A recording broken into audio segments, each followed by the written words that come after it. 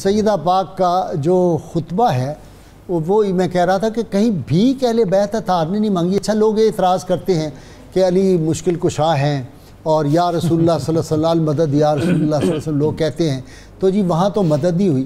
سوال یہ ہے کہ اگر حضور صلی اللہ علیہ وسلم دعا فرماتے یا اللہ میرے بیٹے کو اس شہادت سے بچا، علی المرتضیٰ شیر خدا دعا کرتے، یا امام علی مقام یا سیدہ زینب کہتی یا اللہ ہمیں شہادت سے بچا، ہمیں ان سے، ایسی تو کوئی بات مجھے تو نہیں ملی. آپ کو پتہ ہو تو بتا. یہ ناممکن ہے ان سے یہ توقع کرنا. حضرت سیدہ فاطمہ الزہرا نے ایک رات اللہ سے مانگی تھی کہ اتنی لمبی رات مل جائے کہ میں 2 سجدے کر سکوں. ٹھیک، اگر وہ رات مل جاتی تو آپ یہ دعا کر دیتی.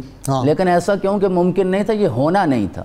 اور یہ حضرت سیدہ زینب سلام اللہ علیہا کے یہ سارے خطبات جن کا تذکرہ پاک ہو رہا ہے، اس کے حوالے سے حضرت امام حسین العابدین نے ایک دن اپنی پھپھی جان کو عرض کیا، کہنے لگی یا اماں، اے میری پھپھی جان، انت بحمد اللہ عالمۃ غیر معلمہ و فہیمۃ غیر مفہمہ. کہنے لگے اللہ کے فضل سے اللہ کا شکر ہے کہ آپ ایسی عالمہ ہیں جنہیں دنیا میں کسی نے نہیں سکھایا، اللہ نے براہ راست علم عطا فرمایا ہے. اور آپ ایسی فہیمہ ہیں جن کو فہم بھی اور حکمت بھی اللہ رب العزت نے عرش سے عطا فرمائی ہے. ایسے ہی علم کے ساتھ ابن زیاد کے دربار میں ایسی گفتگو کرنا ممکن ہے، ایسی حکمت کے ساتھ، فہم کے ساتھ، دانش کے ساتھ یہ کرنا ممکن ہے. اور جب آپ کو لے جایا جا رہا تھا اور ابن زیاد کی طرف، اور آپ کوفہ کے بازاروں سے گزر رہے تھے، تو اس میں واقعہ یہ آتا ہے کہ کوفی رو رہے تھے. آپ نے جب ان کی طرف دیکھا تو اس کیفیت میں آپ نے ارشاد فرمایا اتبکون، اب رونے کا کیا فائدہ ہے. آپ نے پھر ایک جملہ بولا جو تاریخ کے سینے میں نقش ہو گیا. آپ نے کہا فلا سکنت العبرہ ولا ہدأت الرنہ، اب کبھی تمہارے آنسو خشک نہیں ہوں گے اور تمہاری چیخ و پکار اور اس اضطراب کو کبھی راحت اور سکون نہیں ملے گا. پھر آپ نے ان لوگوں کی طرف اشارہ کر کے جو حضرت امام حسین علیہ السلام کی شہادت کے ذمہ دار تھے، آپ نے کہا ویلکم، افسوس ہے تم پہ، اتدرون، کیا تم جانتے نہیں تھے، ایا قبض لرسول اللہ صلی اللہ علیہ وسلم فرائیتم، جنہیں تم نے شہید کیا ہے وہ تو جگر مصطفیٰ ہیں، وہ تو رسول اللہ کے لخت جگر ہیں، تم نے انہیں شہید کیا. اور جب ابن زیاد کے دربار میں پہنچی تو اس نے کہا زینب ذرا یہ تو بتاؤ کیف رأیت فعل اللہ باہل بیت، ذرا اس کی جرت دیکھیں. کہتا ہے یہ بتاؤ اللہ نے تمہارے خاندان کے ساتھ کیا کیا. غازی صاحب زمانے کے سارے صبر، استقامت، جذبات، ہر چیز جناب سیدہ زینب سلام اللہ علیہ کے اس جملے پہ قربان ہو جائیں. اس کیفیت میں یہ سن کے بھرے دربار میں انہوں نے کہا ما رأیت الا جمیلا، کہتے ہیں ہاں میں نے دیکھا ہے کہ اللہ نے جو بھی ہمارے ساتھ کے جمیل کیا ہے.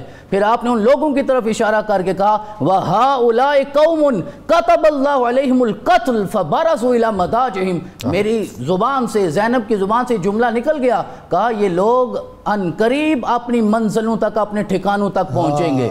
اور آپ کو حضرت سیدہ زینب کو اسی وجہ سے ایک اور لقب جو دیا جاتا ہے وہ ہے ام المصائب، کہ جتنی مصیبتیں زندگی میں آپ نے برداشت کی ہیں کسی اور نے نہیں کی.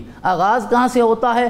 شاہدت مصیبت رحلت و وصال جدہا محمد الرسول اللہ صلی اللہ علیہ وسلم. آقا کے وصال سے، آپ کی ظاہری دنیا سے رخصت ہونے سے جدائی کا جو غم تھا، یہ پہلی مصیبت تھی جو آپ کی زندگی میں آئی. 4 سال کی عمر ایک روایت میں، اور ایک روایت میں آپ کی 5 سال کی عمر تھی کہ جب یہ سلسلہ شروع ہوا. پھر صرف 6 ماہ بعد آپ نے وہ مصیبت برداشت کی، وفات امہا فاطمہ زہرا سلام اللہ علیہا. پھر آپ نے والد گرامی حضرت سیدنا علی المرتضیٰ کی شہادت کا غم ہے، حضرت حسن بن علی کی شہادت کا غم ہے. اور پھر لکھنے والوں نے لیکن سیدنا امام حسن کی شہادت کے بعد بھی اس شہزادی نے جس طرح حکمت دانائی کے ساتھ خاندان کو اس وقت سنبھالا دیا ہے، وہ بھی ان کا کمال ہے. سارے اہل بیت اطہار کو اکٹھا رکھنا، ان کو جو ہے وہ جو سیدہ فاطمہ سلام اللہ علیہ نے وصیت کی تھی نا اپنے وصال کے وقت ان کو، کہ بیٹا اپنے بھائیوں کے ساتھ وہ ماں کا پیار بھی دینا بہن کے ساتھ ساتھ، تو وہ بھی ان کا کردار نظر آتا ہے. غازی صاحب جو قبلہ ڈاکٹر صاحب نے ابتدا میں وہ اشارہ کیا کہ حضرت امام حسین کا اور حضرت زینب کا آپس میں جو محبت کا تعلق تھا، اس میں ایک روایت ضمناً ذہن میں آ گئی.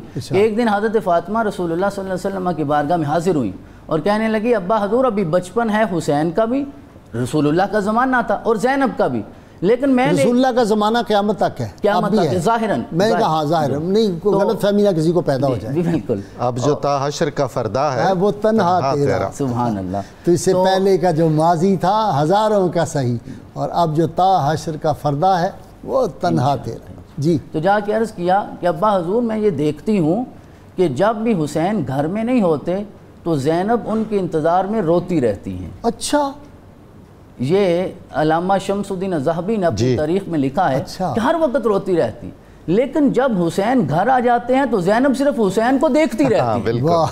تو پھر رسول اللہ نے اس موقع پہ اشارہ دے دیا تھا ان دونوں بہن بھائیوں کا جو تعلق ہے، اور جو ڈاکٹر صاحب نے کہا نا کہ حضرت عبداللہ بن جعفر سے جب نکاح ہوا آپ نے بھی ارشاد فرمایا تو شرط یہ رکھی گئی کہ جب اگر کبھی حسین سفر میں زینب کو ساتھ، جب یہ میں جملہ پڑھتا ہوں تو میرا دل یہیں آ کے ٹھہر جاتا ہے کہ شاید حضرت علی المرتضیٰ نے اسی سفر کربلا کی طرف اشارہ کیا تھا۔ یقیناً بلکہ یقیناً تو یہ سارے مصائب آپ نے برداشت کیے۔ حضرت امام حسن بن علی کی شہادت ہوئی، پھر لکھنے والوں نے لکھا شاہدت المصیبت العظمی بشہادت اخیہا الحسین ابن علی من مبتداہا الى منتہاہا، یعنی ابتدا سے لے کر انتہا تک حضرت امام حسین کی پشت پہ کھڑے ہو کے انہوں نے ساری مصیبت کو برداشت کیا ہے، اور ابھی بھی انتہا نہیں ہوئی۔ اور دیکھیے اسی کربلا میں آپ نے اپنے دونوں لخت جگر بھی اپنے بھائی کے قدموں پہ قربان کیے ہیں، امام عینہا، اور اپنی آنکھوں کے سامنے انہوں محمد کو قربان ہوتے ہوئے دیکھا ہے۔ اسی لیے زمانے نے کہا جتنی مصیبتیں حضرت سیدہ زینب سلام اللہ علیہا نے برداشت کی ہیں اتنی کوئی اور نہیں۔